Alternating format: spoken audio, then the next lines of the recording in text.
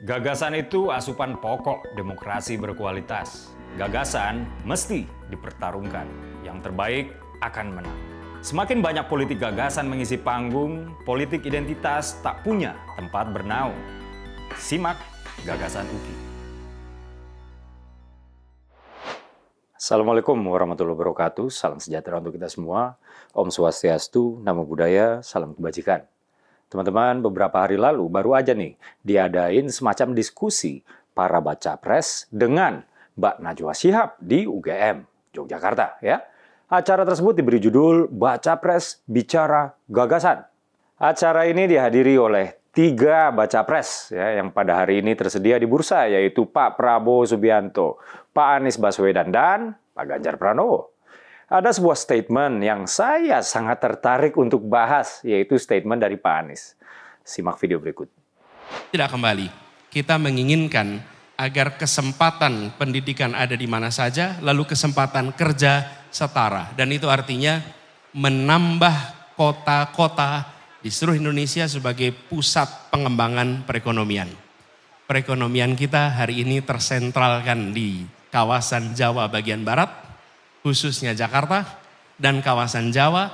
Kita menginginkan dan merencanakan kota-kota di seluruh Indonesia, minimal 14 kota, menjadi mesin penggerak perekonomian yang memungkinkan bagi semua untuk bisa mendapatkan lapangan pekerjaan yang setara. Dalam video tersebut, Pak Anies mengungkapkan bahwa ia akan menyetarakan distribusi lapangan pekerjaan agar lapangan pekerjaan tidak hanya terkonsentrasi di Pulau Jawa dan tidak hanya berpusat di kota-kota besar doang. Kemudian konkretnya ditanyain lagi oleh Mbak Najwa. Simak lanjutannya yang ini. Ya, bukan hanya di kota besar tapi juga di kota menengah kecil sehingga anak muda tidak harus pindah ke kota besar untuk dapat pekerjaan. Ya. Konkretnya bagaimana Mas? Bagaimana agenda prioritas itu bisa Anda wujudkan? Pelaku ekonomi mikro adalah penyedia lapangan pekerjaan yang paling cepat dan paling banyak. Paling cepat, paling banyak. Itu pelaku ekonomi mikro. Misalnya saya beri contoh. Sewa sebuah garasi, sewa sebuah lahan, diubah menjadi sebuah warung, diubah menjadi tempat konveksi, itu langsung dia menyerap tenaga kerja. Cepat sekali. Nah, sektor mikro ini mayoritas informal. Nah, sistem pembiayaan kita itu mengasumsikan hanya membiayai sektor formal. Jadi usaha-usaha yang formal mudah mendapatkan akses perbankan. Tapi usaha-usaha yang sifatnya informal dan mikro, persyaratan perbankannya rumit sekali.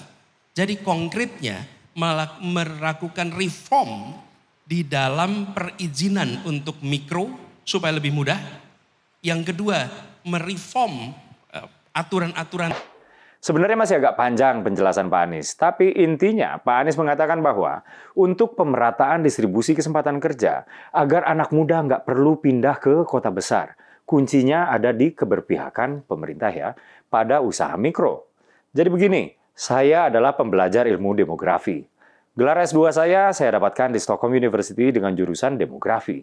Mempelajari demografi berarti mempelajari 3 proses demografi, yaitu kelahiran, kematian, dan migrasi, serta komponen-komponen sosial yang mempengaruhi dan dipengaruhi oleh 3 proses demografi tadi.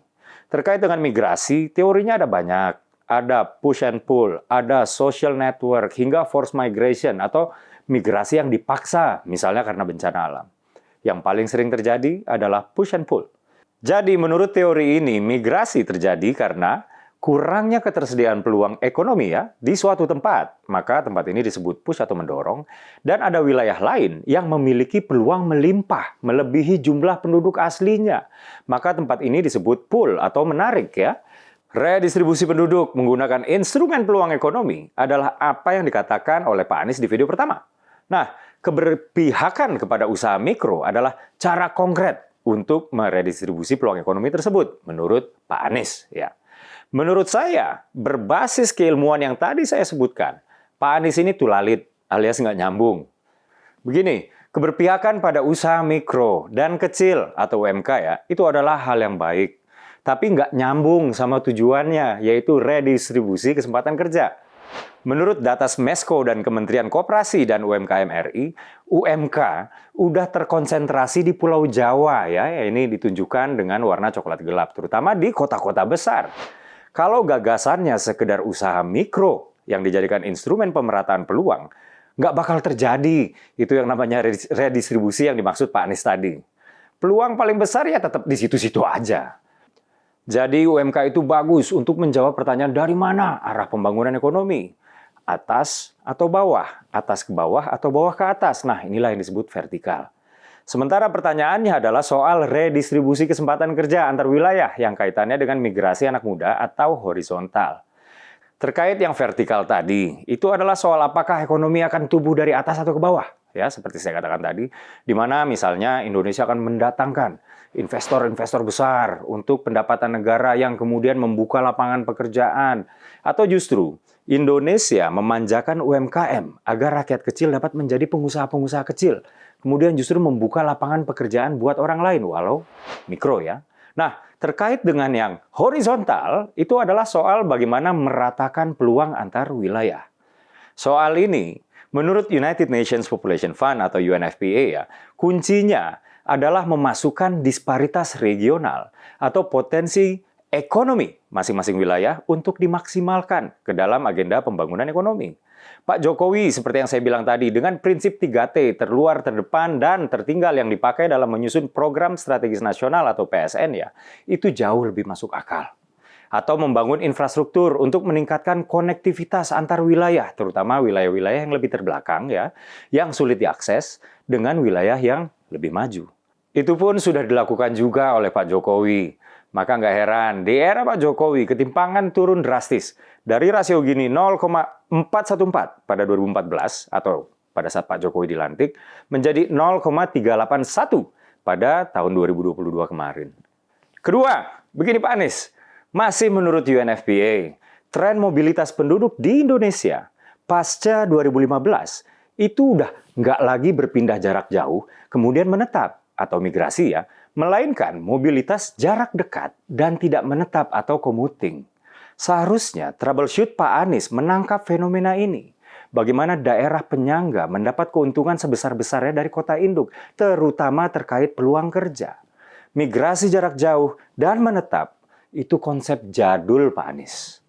Apalagi ingin meratakan peluang kerja dengan menggairahkan UMKM yang sebenarnya udah terkonsentrasi di Jawa dan kota-kota besar, yaitu ngawur. Lebih tepatnya tulalit. Masalahnya di mana? Solusinya di mana? Saya Dede Prayudi. Wassalamualaikum warahmatullahi wabarakatuh.